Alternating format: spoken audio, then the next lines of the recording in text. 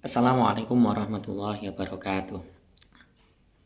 Kali ini kita akan menjelajahi perbandingan antara perbudakan zaman jahiliyah dengan perbudakan zaman modern, serta bagaimana pandangan hukum Islam terhadap dua praktek perbudakan tersebut.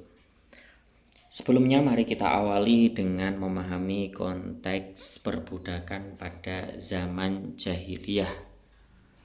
Pada masa itu, budak dianggap sebagai komoditi barang berharga dan menguntungkan, terutama bagi orang-orang Quraisy.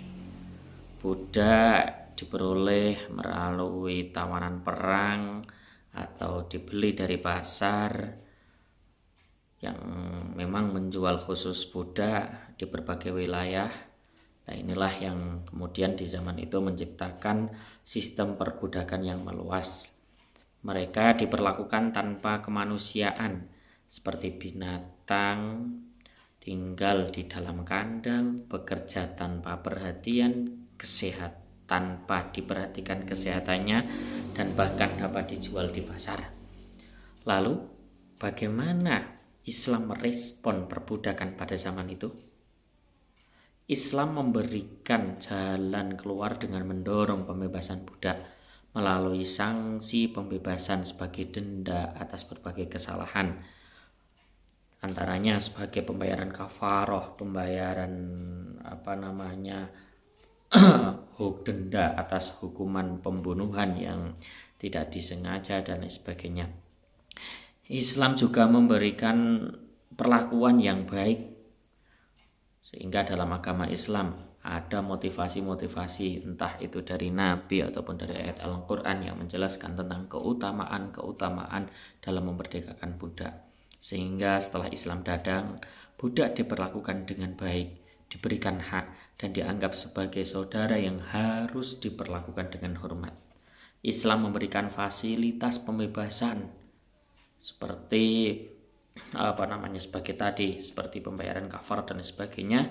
Hal ini yang menunjukkan upaya sistemik untuk mengakhiri perbudakan yang dilakukan oleh Islam. Sekarang kalau kita lihat dengan perbudakan zaman modern, perbudakan modern tentu beda dengan perbudakan yang ada di zaman-zaman dahulu.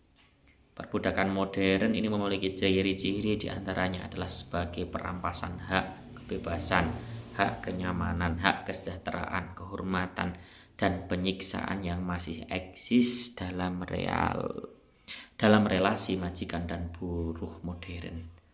Organisasi Buruh Internasional pernah mencatat hampir 21 juta korban kerja paksa, dengan India sebagai pusat eksploitasi terbesar. Perbudakan modern ini terutama terjadi di sektor pekerja rumah tangga, nelayan, dan pertanian, dengan praktek upah rendah dan kondisi kerja yang tidak manusiawi.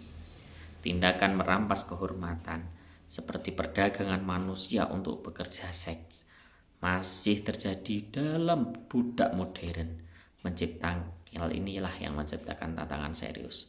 Praktek memperjualbelikan anak dan wanita menggambarkan bahwa meskipun dunia telah mengumumkan pembebasan budak, tantangan masih ada. Terkait hukumnya, jelas budak modern ini tentu dilarang dalam agama Islam, karena konsep ciri yang terdapat dalam budak modern ini sudah tidak selaras lagi dengan konsep perbudakan yang dulu pernah dihapus oleh agama Islam.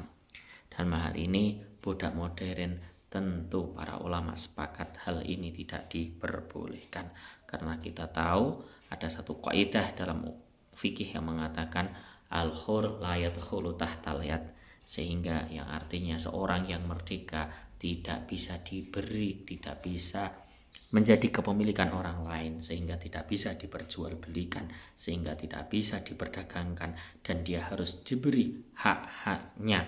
Andaikan bekerja juga harus dikasih hak gaji yang setimpal, bukan dengan cara kerja paksa atau malah melakukan perbuatan yang tidak manusiawi. Itulah perbandingan antara budak zaman jahiliyah dan modern. Semoga kita dapat mengambil pelajaran berharga dan terus berupaya mengakhiri segala bentuk ketidakadilan. Sekian dari saya, kurang lebihnya mohon maaf. Assalamualaikum warahmatullahi wabarakatuh.